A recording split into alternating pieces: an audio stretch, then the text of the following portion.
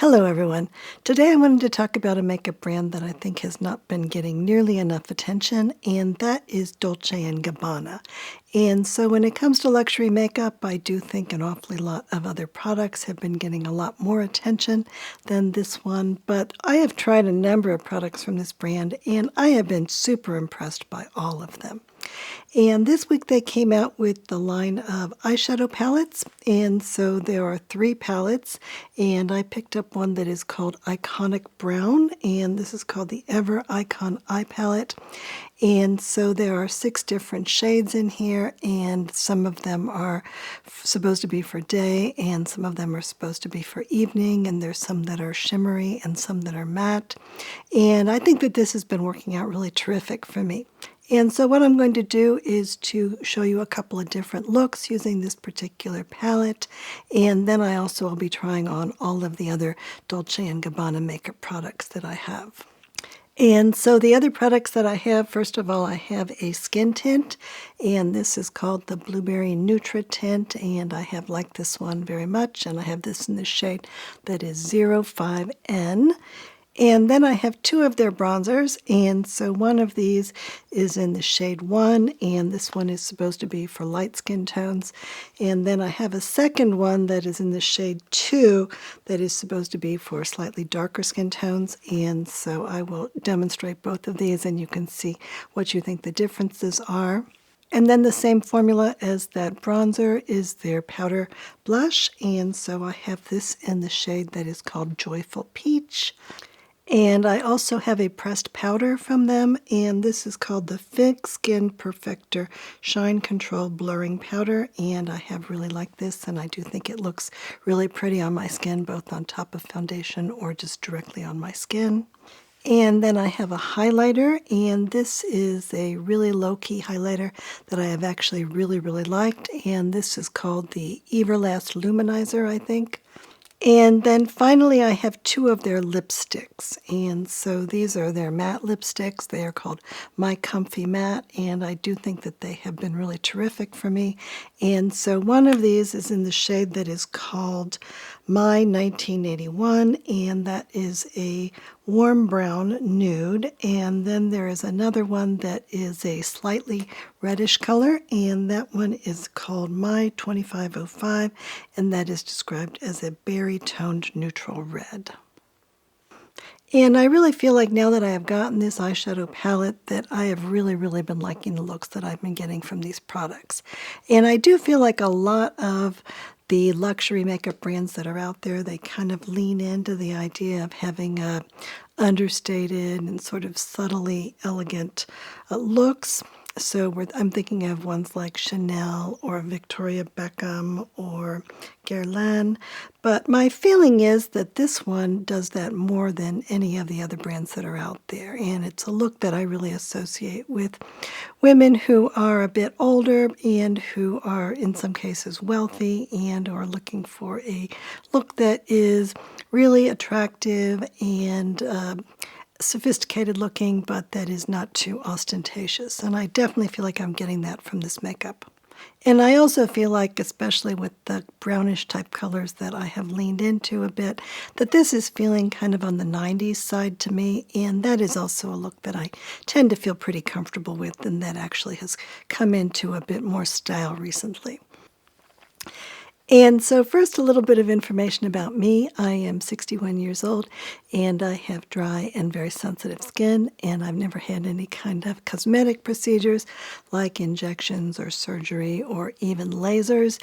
And so when I look at makeup, I am hoping that I can find some things that will make me look a little bit fresher and hopefully a little bit prettier and maybe even a little bit younger. And what I definitely don't want is for the makeup to be emphasizing the wrinkles or other issues that I have going on my face and making them look worse. And one thing that I have found is that there are certain ingredients that always do irritate my sensitive skin, and I know that those ingredients tend to be very irritating for many other people as well, and so I just don't talk about products that contain those ingredients on this channel. And so Dolce & Gabbana, of course, is an Italian fashion house, and it was founded in 1984 by Stefano Gabbana and Domenico Dolce, and originally they were romantic partners in addition to running the business, but they broke up in terms of their romantic relationship at the beginning of the 2000s, but they've continued to work together at this company. And in terms of the makeup line, I think that the original makeup line was launched in 2016, and this was actually launched by Shiseido, and they just licensed the name to Shiseido. And the licensing agreement expired in 2022, and so they were thinking about what they wanted to be doing with their company and where they could go with it, and they decided that they wanted to bring the entire cosmetics business and the fragrance business and whatever other beauty business they have, such as skincare, in-house. And so this is seen as a really high risk and high reward idea in the beauty industry. There are a lot of companies that have tried to do their own beauty business in-house and have failed at that. But if you can succeed at it, then there's the potential to really boost the opinion of people about your brand and to obviously make some profits. And so they hired a CEO to be in charge of the beauty business, and that person's name is Gianluca Toniola, and he previously worked for LVMH, and he was previously the head of cosmetics and perfumes for LVMH for all of Italy. And so although they did hire the CEO to run the company, the intention is for the two founders to be really involved in that aspect of the business. And so what I read was that in the past, the makeup business was only accounting for something like 5% of the sales for the entire company, but their goal is to expand that to be 30% within the next 3 to 5 years. And almost immediately, they hired a whole lot of people to work on the cosmetics and the beauty industry business. And so supposedly there are 300 new employees that came in after this CEO. And in terms of their strategic goals, the CEO said in one interview that our brand is joyful so that you can express yourself through makeup immediately, allowing people to cross the category from fashion to beauty. And we wanted to create a strong heritage and link with the fashion of Dolce & Gabbana.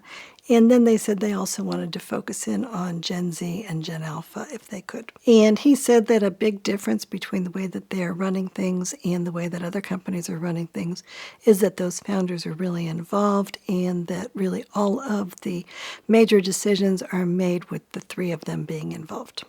Now, one thing that I have noticed about this brand is that with their makeup products, it seems like there are a lot of different strategies going on with the makeup products, and that some of them do seem to be very youthful and things that I probably wouldn't want to wear, and some of them are more traditional. And so they do say that they actually have 4 different things going on. So they have 4 key looks: fresh, classic, flawless, and bold. And then it is supposed to be in packaging that goes along with that. And my feeling is that probably the products that I've been using, they are suggesting that they are more classic looks. But I would be interested in trying out some of the other products from some of the other looks now if they seem to be appropriate for me, because I have had really good success with the products that I have tried from this company. And so I do feel like the quality is quite good. And so they launched the brand in 2023, and then in 2024, that is when they entered the U.S. market. And so in the U.S., they are selling through their own website, and then they're also selling through a few department stores, including Nordstrom and Saks and Macy's.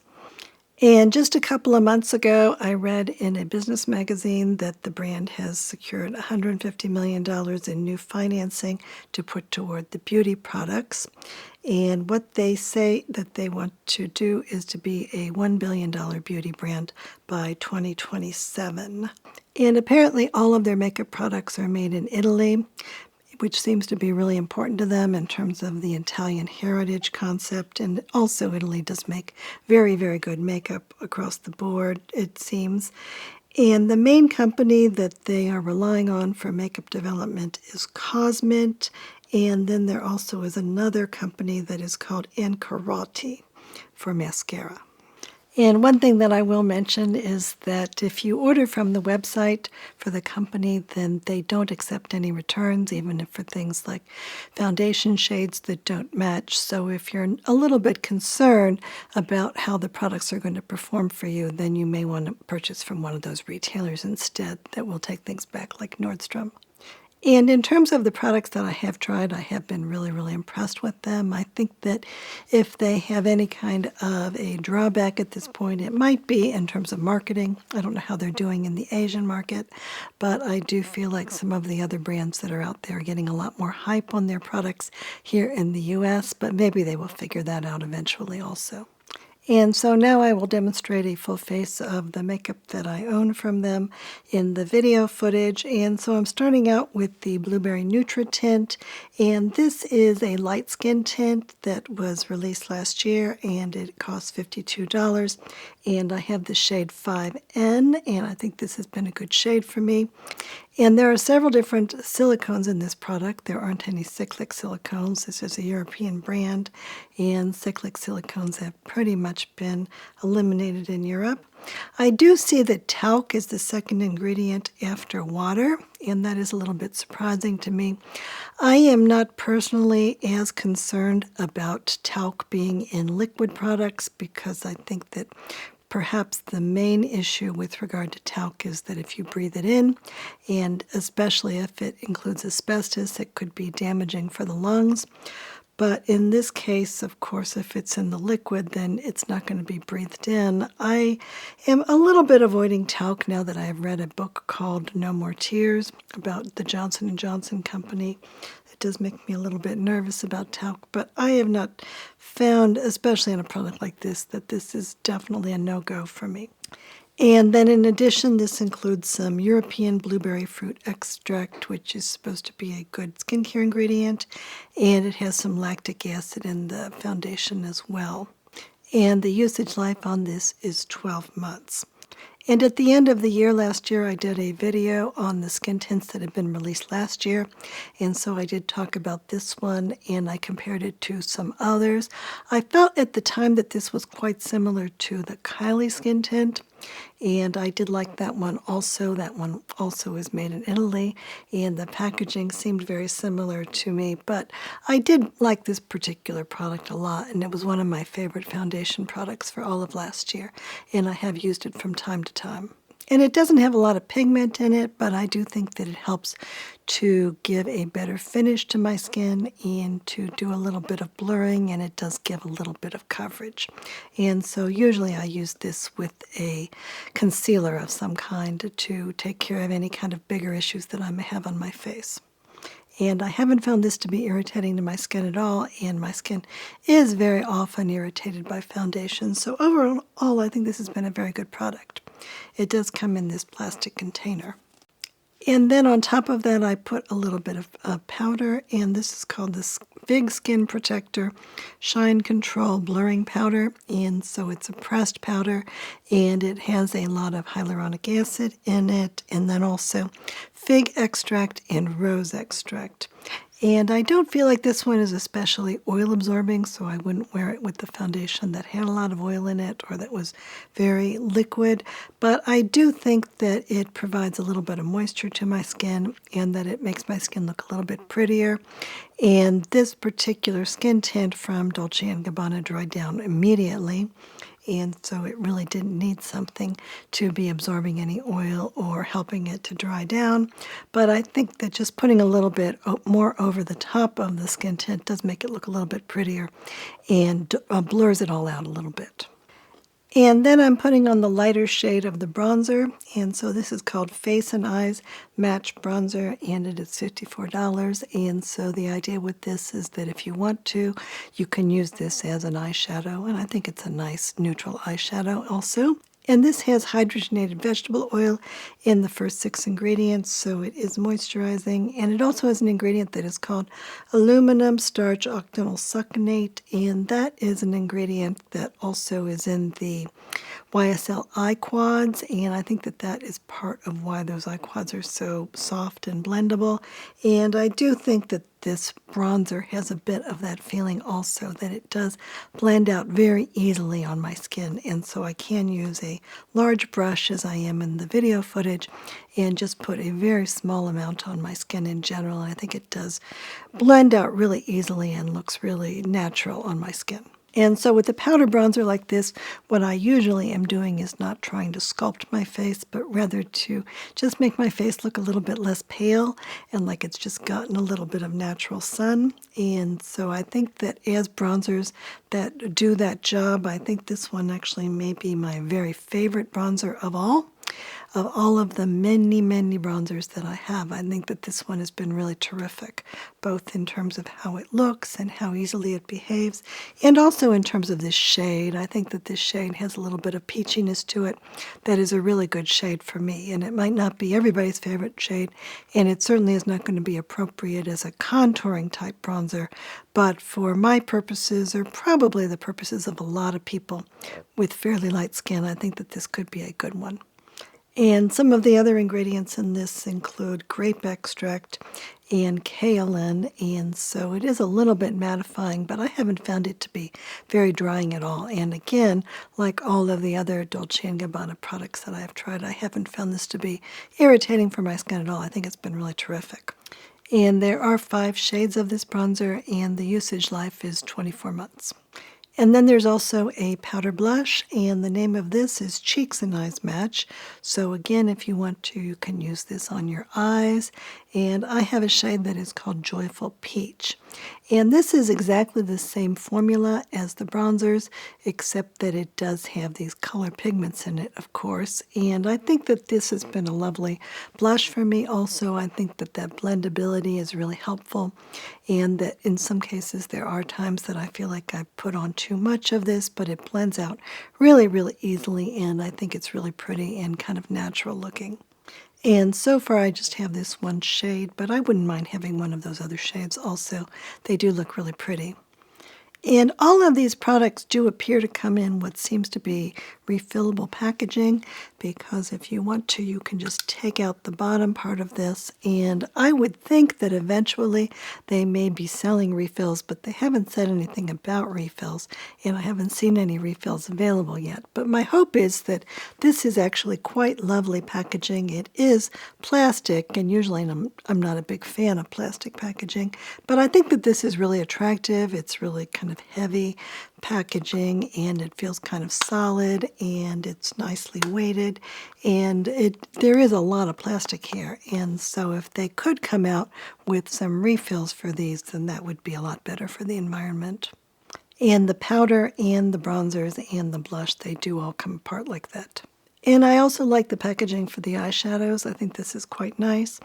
And so again, it is plastic, even though it looks like metal, and it has this heart on the top of it, which I actually think is kind of cute. And it is heart-shaped, and so there are 6 different shades in here. And I do feel like it's pretty nicely weighted, so if I put it down on top of the table, it doesn't really tip over.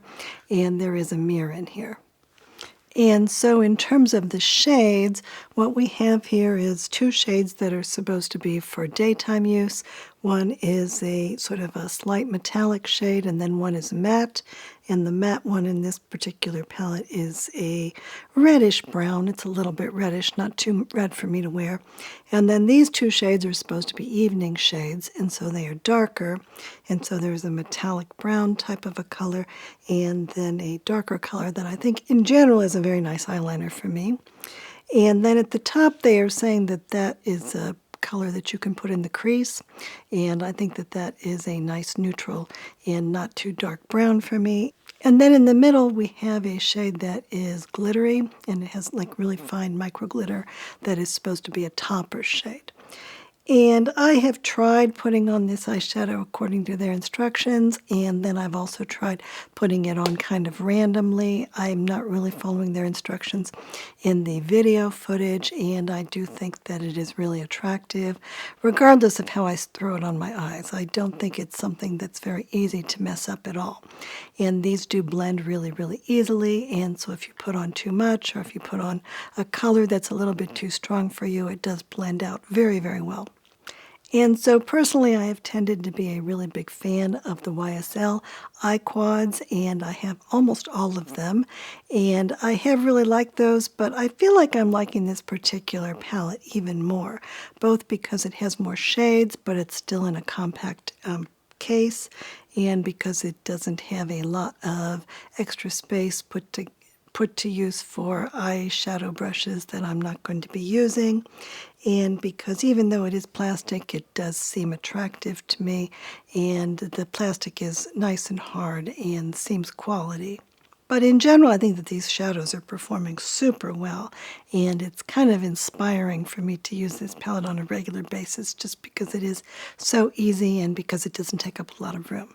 And they are claiming that these shadows are attested to be smudge-proof and to have 10-hour wear, and that they are crease-proof, and I think that all of those things are the case. And I have found that they have lasted really, really well for me, and they performed well, and I haven't had any kind of fallout or anything like that at all. I think that in general these have been among the best performing eyeshadows that I have ever encountered, or maybe my favorites even more so than, for instance, the Natasha Denona ones.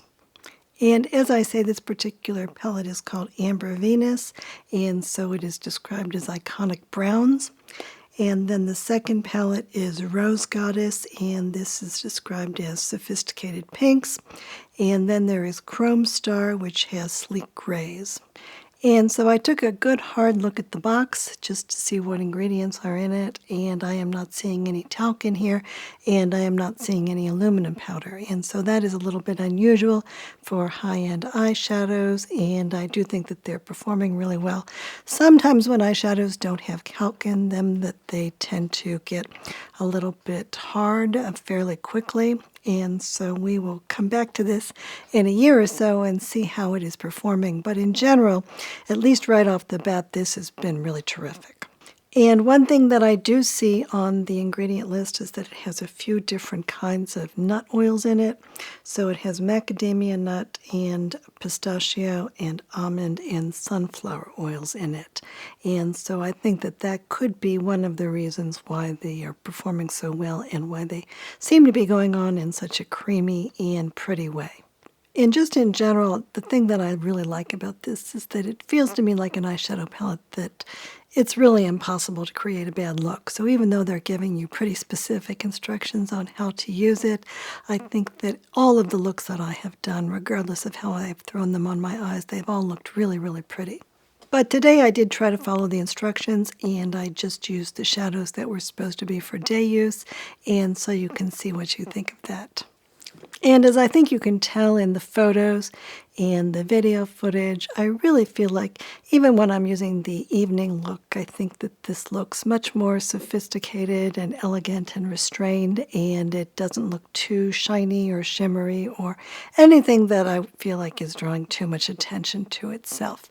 And I think it does look very nice on my maturing eyes, and it's not exacerbating the texture. And so in general, I just feel really, really good about this particular set of eyeshadows. And I haven't been able to get that eyeshadow out of there, and so I'm not sure if they can be making refills for the eyeshadow palettes.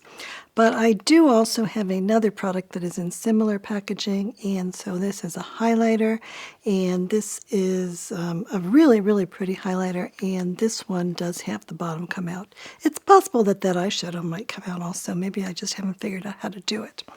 And so it's really easy to snap this back in here. So if they did offer refills, that would be fantastic. And so this is a highlighter that is very muted. It doesn't have any little sparkles in it, and it provides just a very restrained sort of a highlighter that I am able to use fairly liberally on my face without it looking like I'm wearing anything that's shimmery or attention-grabbing. And this highlighter does remind me a bit of the highlighter that I talked about in my last video from RMS. And this is called the Redimension Hydra Dew Luminizer. And this is currently available in just one color, which is called Prosecco Fizz. And so that is a champagne color too, obviously. And I think that this is fairly similar to the Dolce & Gabbana highlighter. They are both made in Italy. I think it's possible they're made in the same factory. And I feel like they are both designed to do basically the same thing on the skin, and that they perform pretty similarly for me. And so I can use them as just a highlighter to give myself just a little tiny bit of a glow in certain areas, or I could use it really lightly on my face in general as a setting powder that's just very, very slightly shimmery. And I think that they do also work both underneath my eyes. If I have a little bit of discoloration under my eyes, I can put just a little bit under there. And rather than drawing attention to that discoloration, I think that they do blur it out a bit. And the RMS one is in simpler packaging, and so that may be why it is less expensive. But in general, I think that these are both very nice products, and I am perfectly happy to use this Dolce & Gabbana product for that reason. And then the last product that I have is these matte lipsticks. And so these are called My Comfy Matte, and so they are designed to be soft and kind of moisturizing to the lips. And I feel like even though I am not a big fan of matte lipsticks that dry out my lips, that these have been actually really, really nice for me. And they haven't been drying, and I think that they do look really attractive on my lips. And I do use these on top of a lip primer. And so in the past I had a product called MAC Prep Plus Prime that I liked a lot. But more recently I picked up this product from Sarah Creel, which is called Lip Grip Line Filler. And this one has some peptides in it, and I feel like it performs fairly similarly to the MAC product, and that if I put this on my lips before I put a matte lipstick down, that the matte lipstick works a lot better for me. And I'm not sure that I would have to do that with these matte lipsticks because they are so nice, but I do go ahead and put a product like this, either this one or the MAC, down on my lips anytime I put down a matte lipstick. And so these lipsticks from Dolce & Gabbana, these are silicone lipsticks, and they have some sodium hyaluronate in them, so that is part of why they are moisturizing. They do have a bit of kaolin clay in them. And then they also have some avocado extract. And I don't feel like this lipstick needs a lip liner at all. I feel like it goes on super well, and it's very well behaved, and that it doesn't tend to move around on my lips. It tends to stay on my lips really nicely. And I think that in general, I like it as much as any of the matte lipsticks that I have used, including the ones from MAC and the ones from NARS, both of which I do like. But I think these ones might be even better, especially in terms of how hydrating they are.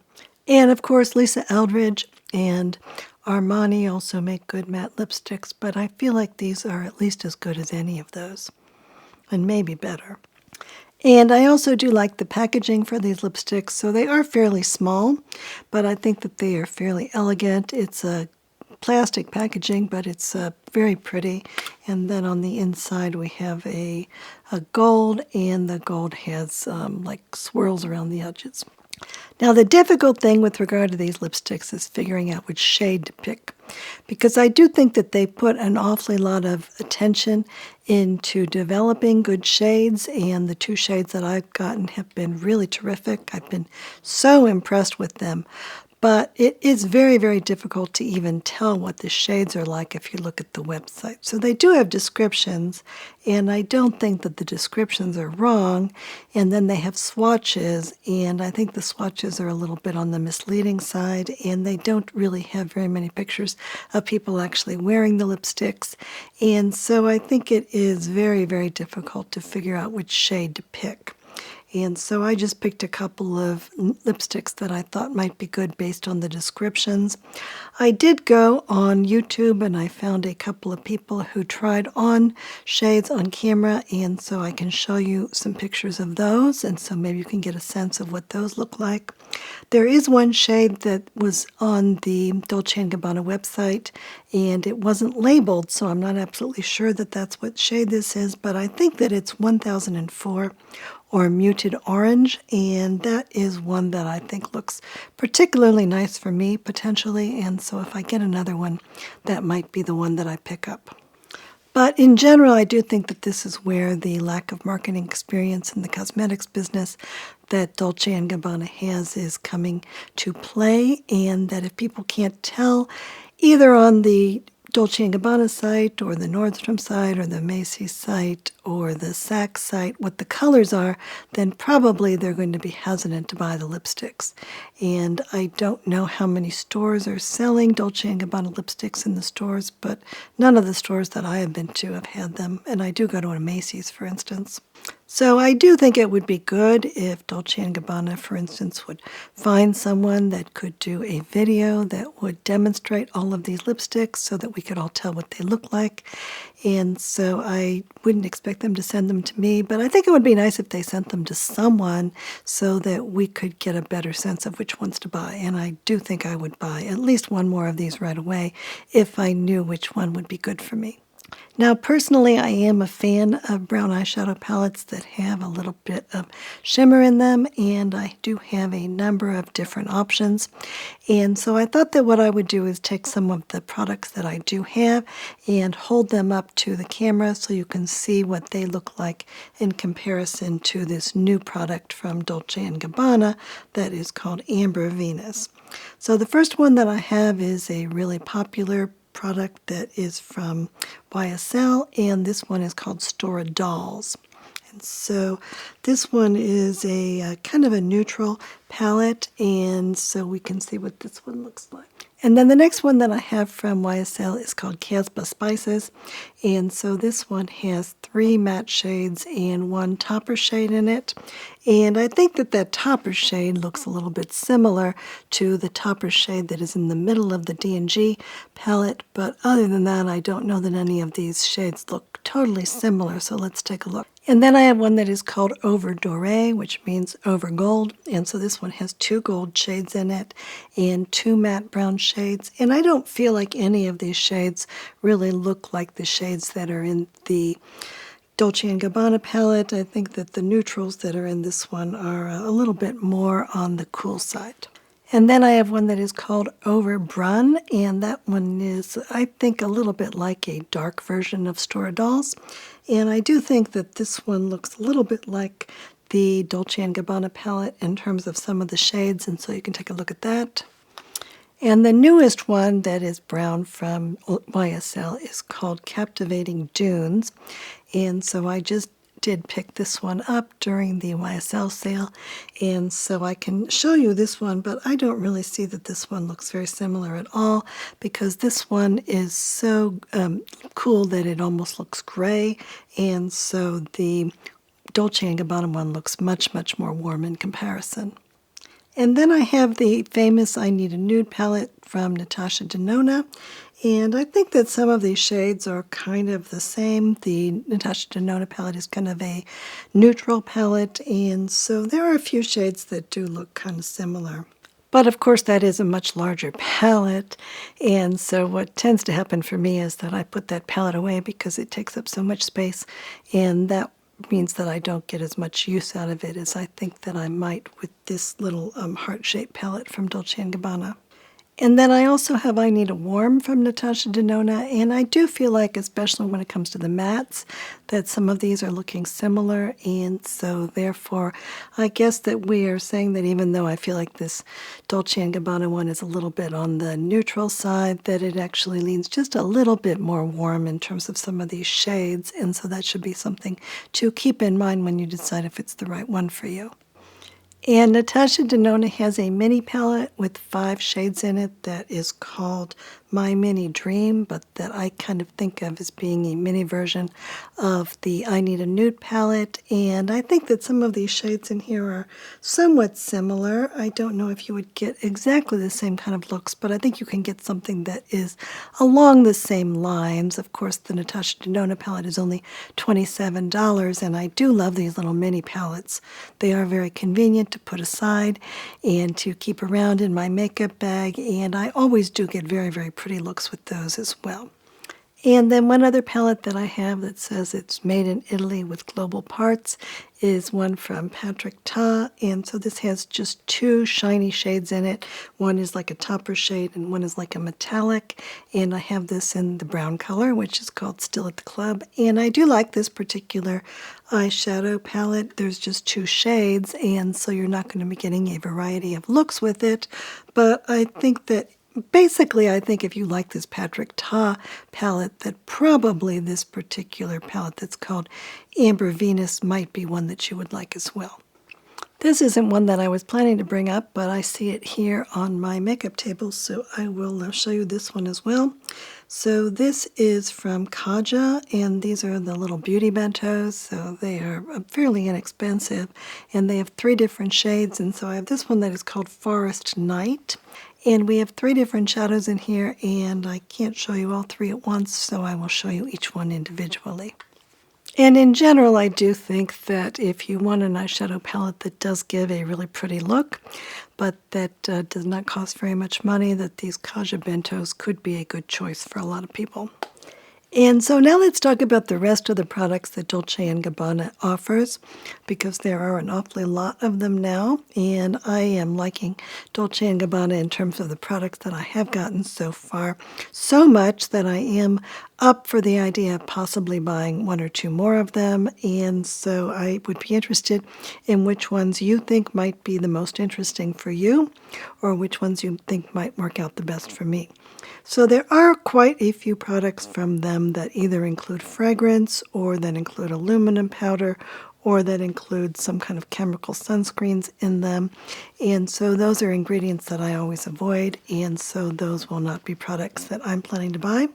And almost all of the skincare, except for the lip scrub that has been released so far, does include fragrance in it, and so that is something that I am definitely not going to be buying. And between the time I placed my order for the eyeshadow palette and the time that I got the eyeshadow palette, they introduced a new concealer. And so this concealer, it does have sodium hyaluronate in it. It's a liquid concealer, but I'm not seeing all of these moisturizing skincare type ingredients that the RMS concealer or the CeraCreal concealer has in it. And I do think that those moisturizing ingredients have been really good for my mature skin, and that is one of the reasons that I have liked those 2 concealers so much. And so although I am open to the idea of trying that concealer because I have had such good experiences with these other Dolce & Gabbana products, I tend to be thinking that I would be surprised if I liked them as much as those 2 other concealers. And then Dolce & Gabbana has 2 separate primers. And the first one is a silicone primer, and I am not unwilling to try out a silicone primer, but I tend not to use products like that very often because I'm not a big fan of putting silicone on my face because I feel like it creates a tight layer and that my skin does better if it is able to have a way for things like dirt and bacteria and stuff to not be trapped under a layer of silicone. And so therefore, I am not sure if I want to buy that one or not. There also is a primer that doesn't have silicone in it, and that one has bergamot in the name. And so every time I look at that, I am thinking that that must have essential oils in it that would irritate my skin. But it looks like it just has bergamot water, and so I think that that could be something that I might tolerate. And so I'd like to look at some reviews of that primer and see what other people are saying about it, but that's a possibility. And then they have 2 different mascaras. There's a regular mascara and there's an extra long mascara. And I personally tend to really just like tubing mascaras, but I would be open to the idea of finding out a bit more about that mascara and maybe trying it out. And then another brand new product that just came out over the past few days is called the Lit Micro Highlighter. And that is supposed to be in 3 shades, and it is supposed to be for an ultra-targeted application on the face. And I think that I saw that Lexi Zhang did a video where she reviewed that product, so I would like to take a look at that video and see what she thinks of it and to see whether or not it would be worth my purchasing. And this company does have a whole lot of liquid highlighters, and they mostly are either in black or they are in really bright colors, and they look like they are products that would really only be appropriate for people with young skin. I feel like when I try to use liquid eyeliners on my eyes that they don't work all that well because my eyes tend to have a lot of lines and a little bit of crepiness in them. And so I'm a little disinclined to think about buying that at all. If they had one that was just like a brown or something, I might think about it. But in general, I don't think that liquid eyeliners tend to work very well for me, at least based on my experiences with them so far. But I do think that those could be fun if you are looking for that kind of a fun look with some bright colors. And there are some liquid lipsticks, and I am willing to use the liquid lipsticks from Lisa Eldridge. I think that those are kind of nice, but in general, I'm not a big fan of liquid lipsticks. Those do tend to be very, very drying, and so I probably won't be getting that one. And there is an oil lip plumper, and I am not interested in things that cause irritation to my lips and that cause my lips to get bigger because they are irritated, and so I don't think I'll be picking up that. And then there are 2 lipsticks that are part of their permanent collection. So they have some that are satin and some that are lip balms. And with the matte lipsticks, those do not have any fragrance in them at all, and so I have really, really liked them for that reason. The other 2 kinds of lipsticks do have fragrance in them, though. So the satin lipsticks have ethyl vanillin in them, and I don't necessarily always avoid anything that has vanillin or ethyl vanillin in them, but I did see a review by Lexi Zhang, and she said that that vanillin was really offensive to her. And she also found the Westman Atelier lipsticks to be offensive, and I found those to be really, really offensive. And so my suspicion is that if she does not like these lipsticks, then that probably I will not like them either. And they are $45, and so buying something that I am pretty sure is not going to be attractive enough for me to actually wear seems like a waste of money, and so I haven't tried that one. And then the lip balms have ethylene brassylate in them. And so this is a synthetic musk scent that was formulated by DuPont in the 1940s.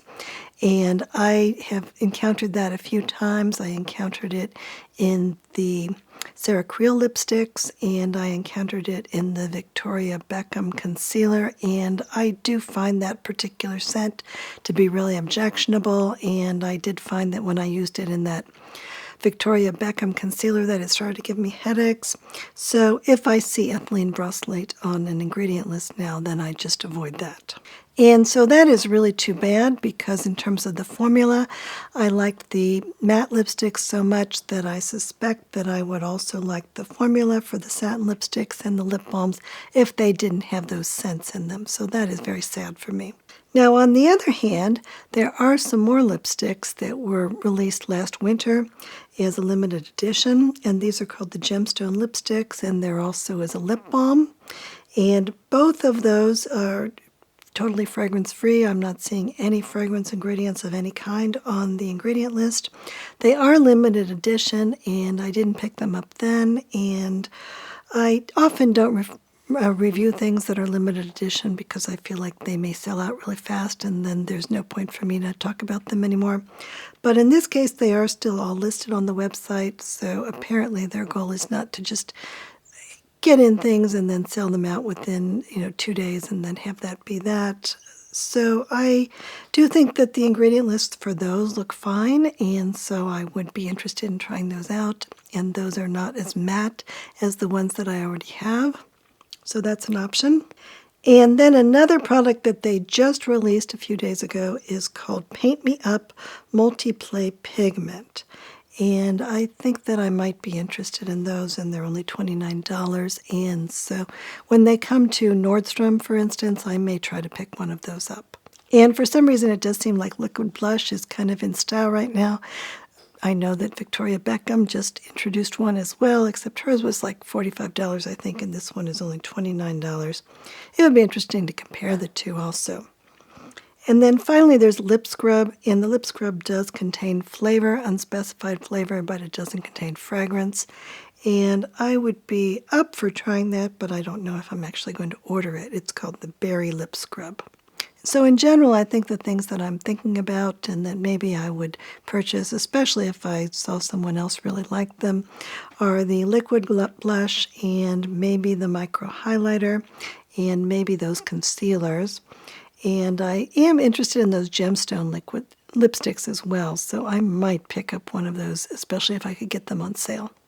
So thank you very much for watching all the way to the end of the video. And as I say, please do let me know in the comments if there are any of those products from Dolce & Gabbana that you might be interested in that I haven't tried out so far, because I am feeling so good about this brand. I'd like to try some more things.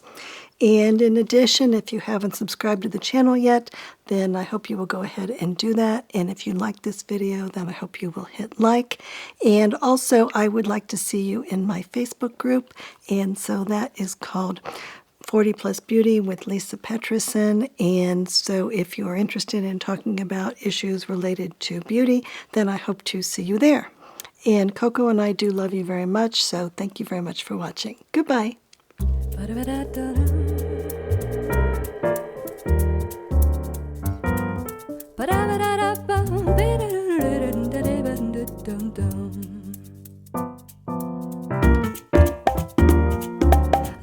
da la la la bum